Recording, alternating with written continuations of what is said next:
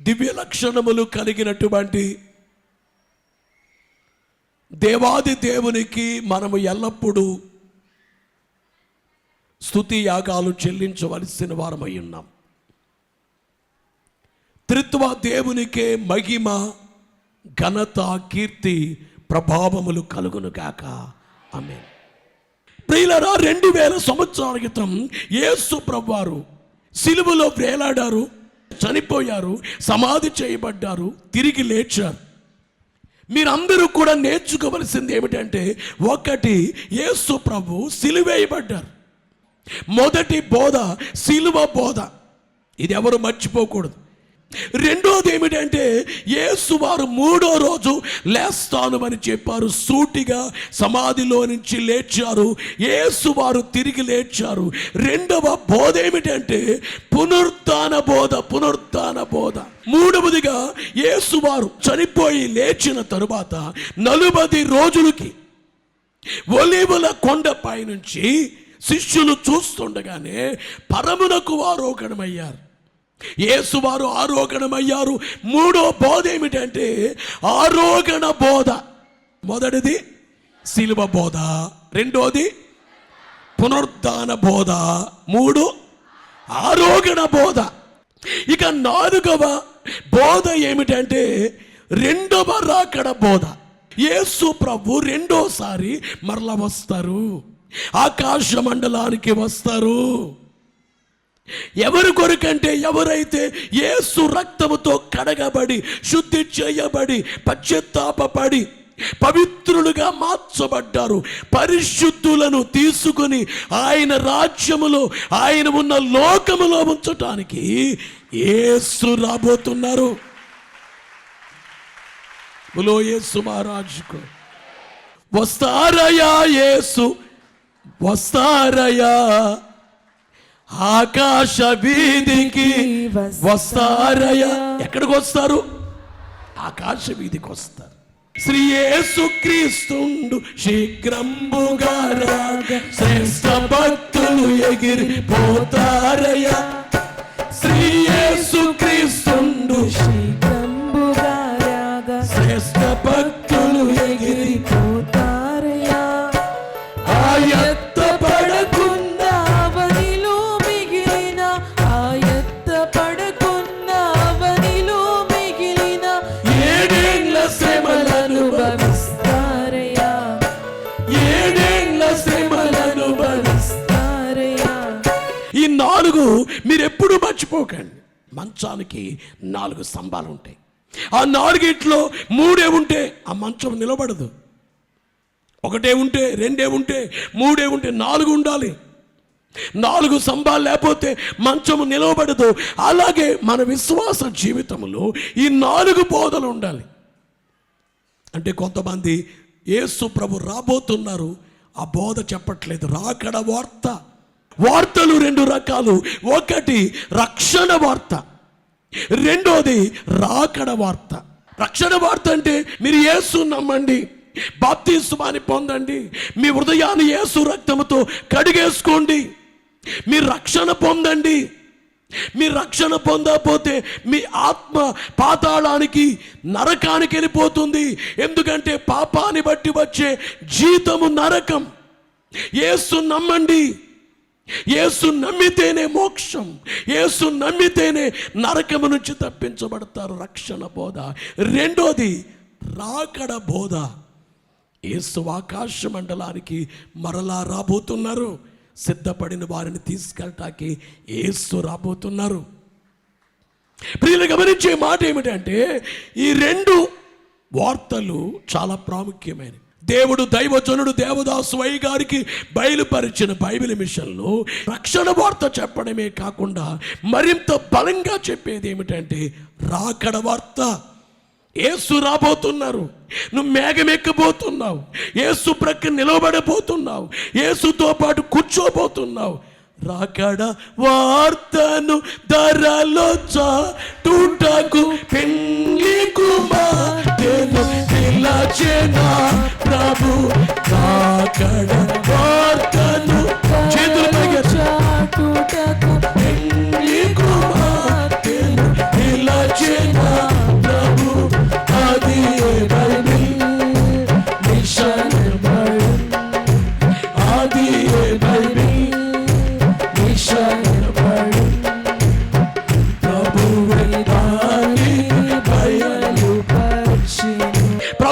ప్రియులారా, ఈ 4 బోధలు చాలా ముఖ్యమైనవి, 2 వార్తలు చాలా ముఖ్యమైనవి. ఇవన్నీ మీరు ఎప్పుడు మర్చిపోకండి. యేసు వారు జయాన్ని పొందారు.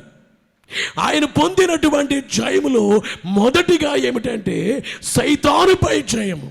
ఈరోజు అనేక మందికి సైతాను, దయ్యము, భూతము, దురాత్మ శోధన. చాలామందికి అదంటే హడలు. మా ఇంట్లో దయ్యాలు ఉన్నాయేమో, భూతం ఉందేమో, చేతబడి చేశారేమో, చెడుపు చేశారేమో, అందుకే మా కుటుంబం ఇట్లా నశించిపోతుంది. దురాత్మలు కొంతమంది ఉన్నాయంటారు, లేవంటారు. బైబిల్ చెబుతుందా? లేదంటే దురాత్మలు ఉన్నాయని బైబిల్ చెబుతుంది. ఓ వ్యక్తికి సేన దయ్యాలు, అనేక దయ్యాలు ఉంటే యేసు ప్రభు వెళ్ళగొట్టారు. ఆయన సేవలో ఒక కార్యం ఏమిటంటే రోగుల్ని బాగు చేశారు, దయ్యాలు వెళ్ళగొట్టారు యేసునాథుడు. అంటే దయ్యాలు వెళ్ళగొట్టారు అని బైబిల్లో వ్రాయబడిందంటే దయ్యాలు ఉన్నట్టా లేనట్టా? ఉన్నాయి. దేవదూత ఒకడు సైతానుగా మారిపోయాడు, లూసిఫర్ అనే దేవదూత. దేవదూత యొకండు దేవుని ఎదిరించి సాతానుగా మారే చాలా కీడు. సాతానుగా మారిపోయాడు దేవదూతలకు దేవదూత. కనుక గమనించే మాట ఏమిటంటే దురాత్మలు ఉన్నాయని బైబిల్ చెబుతుంది. అయితే ఈ దురాత్మలు మనుషుల్ని పట్టి పీడించి నాశనపరుస్తుండగా యేసునాథుడు చేసిన పని ఏమిటంటే దురాత్మలని, అనగా సైతానుని, అపవాది దయ్యాల్ని ఆయన ఎదిరించారు, జయించారు. దేవుని యొక్క వాక్యములో మత్తయి సువార్తలో 4వ అధ్యాయం మీరు చదువుకోండి. ఓ సైతానా, నా వెనుకకు పో అన్నారు అక్కడ.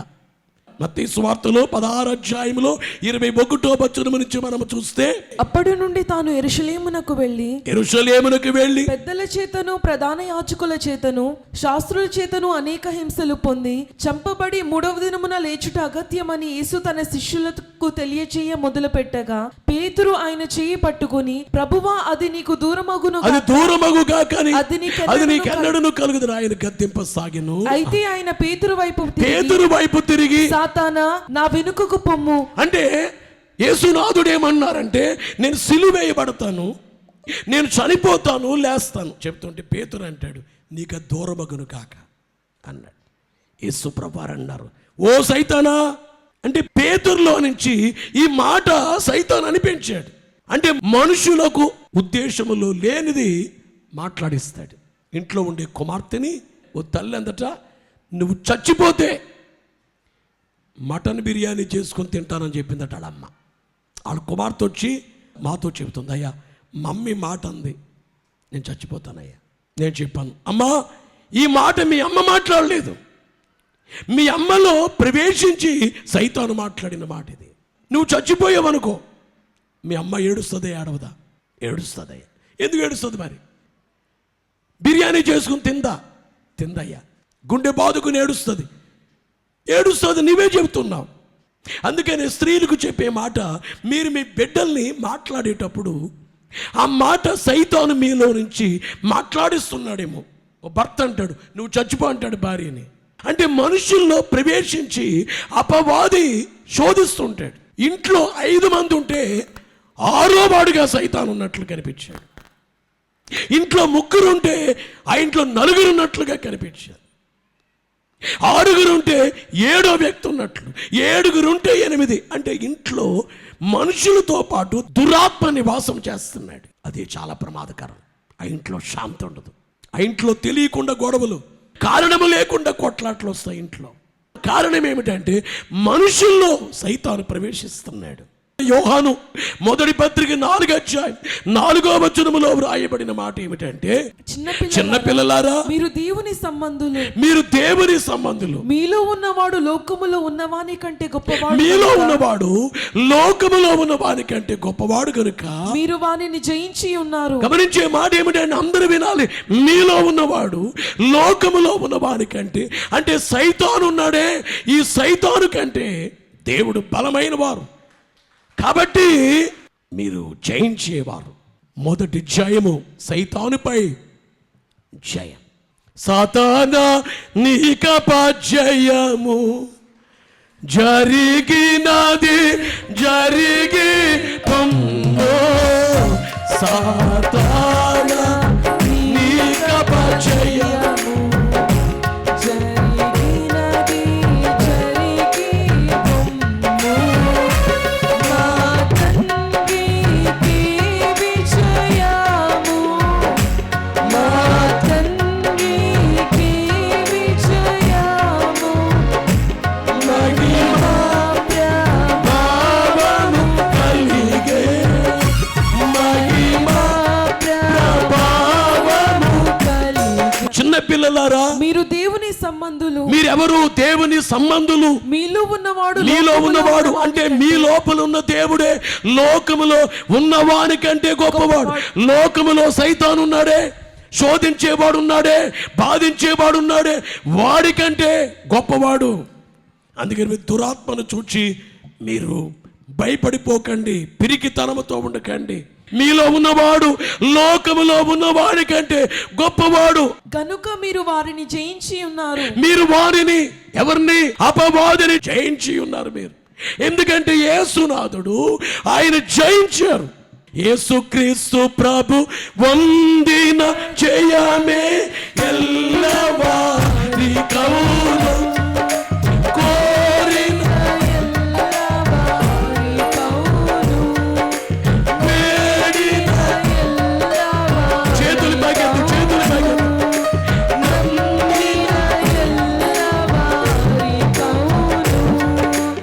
యేసు పేరే యేసుకొన్న జయము,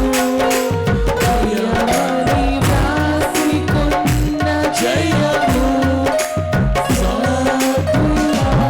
యేసు మహారాజుకు ఎఫెసీ పత్రిక 4:27 అపవాదికి చోటయ్యకుడి. ఏం చేయొద్దు? అపవాదికి చోటయ్యొద్దు. అంటే చోటు ఎందుకు ఇస్తానయ్యా?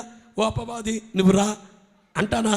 నువ్వు వచ్చి ఉండు అంట అనవు. నువ్వు బాధపడతా ఉంటావు, అదే వాడిగా అదును. నువ్వు ఏడుస్తూ ఉంటావు, నాకెవరూ లేరంటావు, ఆడు వచ్చేస్తాడు. అప్పుడు నాకు ఏమి లేదు, నాకు ఆరలేరు, దేవుడు నాకేం చేయట్లేదు. దేవుని మీద విసుగు, దేవుని మీద సణుగు. నీ దేవుని మీద విసుగావా, సణిగావా, ఆడికి చోటిచ్చేసినట్లే. అంటే అపవాది చోటిస్తేనే వస్తాడు, చోటివ్వకపోతే రాడు. కనుక మీ అందరికీ తెలియచేసే మాట ఏమిటంటే, యేసు ప్రభువారు అపవాదిని జయించారు. కాబట్టి మనందరము కూడా దేవుని కార్యాలు కట్టుగా ఉన్న అపవాదిని, లోకములో ఉన్న అపవాదిని మనం ఏం చేయాలి? జయించాలి. యాకోబు పత్రిక 4:7 అపవాదిని ఎదిరించుడి, అప్పుడు వాడు మీ యొద్ద నుండి పారిపోవును. ఎక్కడ నుండి? మీ యొద్ద. అంటే ఎక్కడున్నాడు? ఏడో పాతాళలోకంలో ఉన్నాడా? మీ యొద్ద నుండి అంటే ఎక్కడున్నాడు? మన యొద్ద ఉన్నాడట. కాబట్టి ఏం చెయ్యాలి? ఎదిరించుడి. ఏమని ఎదిరించాలి? ఓ అపవాది వెళ్ళిపో అంటే అది వెళ్ళడం. ఏమనాలి? నీలో ఉండే, నేను శోధించే దురాత్మతో, నీ ఇంట్లో ఉండే దురాత్మతో, ఓ దయ్యమా, ఓ భూతమా, నజరేయుడైన యేసు నామములో నేను బంధిస్తున్నాను అని చెప్పి, యేసు నామములో నేను బంధిస్తున్నా. నజరేయుడైన యేసు నామములో నా కాళ్ళ కింద వేసి తొక్కి వేస్తున్నా. ఎందుకంటే రోమా 16:20 సమాధానకర్త అయిన దేవుడు అపవాదిని శీఘ్రముగా మీ పాదముల కింద చితుగా త్రొక్కించును అని వ్రాయబడింది. కాబట్టి మీ కాళ్ళ కింద శీఘ్రముగా చితుగా త్రొక్కించును దేవుడే. సైతాన్ని మన కాళ్ళ కింద చితుగా తొక్కించేస్తారు. కాబట్టి మనం ఏమనాలంటే, ఓ సైతానా, నజరేయుడైన యేసు నామములో నువ్వు పో, నా ఇంట్లో ఉన్నావు, నా ఇల్లు ఖాళీ చేసి వెళ్ళిపో, నాలో శోధిస్తున్నావు, పో యేసు నామములో. ఎందుకంటే అపవాదిని ఎదిరించుడప్పుడు వాడు మీ యొద్ద నుండి పారిపోనని. వాక్యము నిజం, వాక్యము సత్యం, వాక్యములో ఉన్నట్లు ఖచ్చితంగా నెరవేర్చబడుతుంది. అపవాదివి ఓడిపోతివి, ఇప్పుడు సిగ్గుపడవైతివి. అపవాది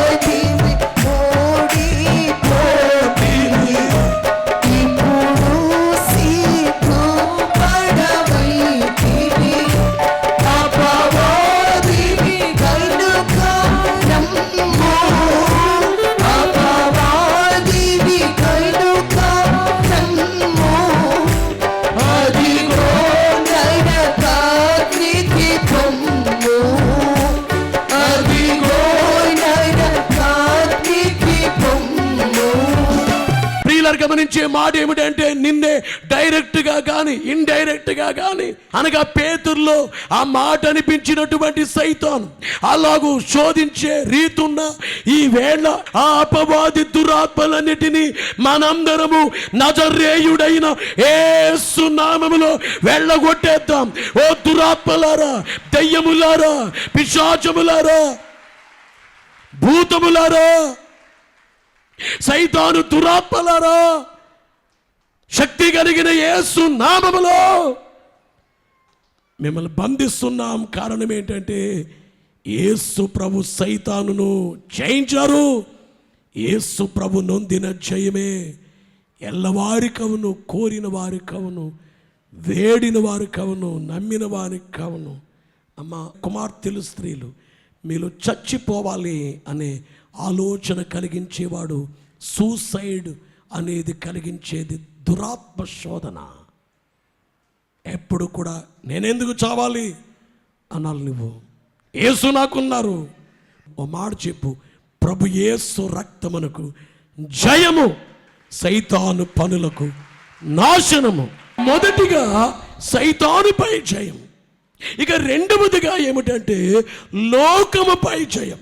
యోహాను సువార్త 16:33 చూస్తే నాయందు మీకు సమాధానము కలుగునట్లు ఈ మాటలు మీతో చెప్పుచున్నాను, ఈ మాటలు మీతో చెప్పుచున్నాను. లోకములో మీకు శ్రమ కలుగును, లోకములో మీకు శ్రమ కలుగును, అయినను ధైర్యము తెచ్చుకొనుడి, నేను లోకమును జయించి ఉన్నానని. అందరూ వినాలి. యేసునాథుడు ఏమంటున్నారంటే నేను లోకమును జయించి ఉన్నాను.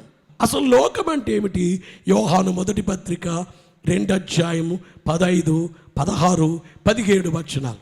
ఈ లోకములోనైనను, ఈ లోకములో ఉన్న వాటినైనను ప్రేమింపకుడి, లోకములో ఉన్న వాటినైనను ప్రేమింపకుడి. ఎవడైనను లోకమును ప్రేమించిన ఎడల, ఎవడైనను లోకమును ప్రేమించిన ఎడల తండ్రి ప్రేమ వానిలో నుండదు, తండ్రి ప్రేమ వానిలో ఉండదు. లోకములో ఉన్నదంతయు, లోకములో ఉన్నది ఏంటంటే శరీరాశయు, నేత్రాశయు, జీవపు. వినాలి ప్రియుల, లోకం అంటే శరీరాశ, నేత్రాశ, జీవపు డంబం. ఇదే లోకం.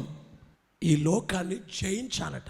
ఒకటి శరీరాశ, నేత్రాశ, జీవపు డంబం. మీకు వివరంగా చెప్పాలంటే ఒకటి ధనం, డబ్బు, 2 స్త్రీ లేక పురుషుడు, 3వది గర్వం. ఎవరైనా నాశనం అవుతున్నారంటే ఈ 3. ఈవేళ డబ్బు ఒక మాటలో చెప్పాలంటే డబ్బు కంటే ఎక్కువ స్త్రీ, పురుషుడు జీవితాలు నాశనం అయిపోతుంది. మారాలి. నీ మనసే మారాలి. మారిన మనసు దేవునికి ఇస్తే ఫలితం ఉంటుంది. యోహాను మొదటి పత్రిక 5:4, 5 దేవుని మూలముగా పుట్టిన వారందరూ లోకమును జయించుదురు, లోకమును జయించిన విజయము మన విశ్వాసమే. లోకమును అంటే శరీరాశ, నేత్రాశ, జీవపు డంబం. ఒకటి డబ్బు, స్త్రీ, గర్వం. ఇవి జయించాలంటే మనకు దేవునిపై విశ్వాసం ఉంటే జయించగలమట. విశ్వాసం. ఉలోయిసు మహారాజుకు చాలా మందికి డబ్బాశ. అసలు వీళ్ళకి యేసుప్రభు అర్థం కాలేదా? యేసుప్రభు అనే ఐశ్వర్యం వీళ్ళకి తెలియదా? డబ్బు లేదని దొంగైపోవకు, యేసుని అడుగవే ఓ మనసా. డబ్బు లేదని దొంగైపోవకు, యేసుని అడుగవే ఓ మనసా. తప్పక దేవుడు యేసును నీకు ప్రార్థన చేయవే ఓ మనసా.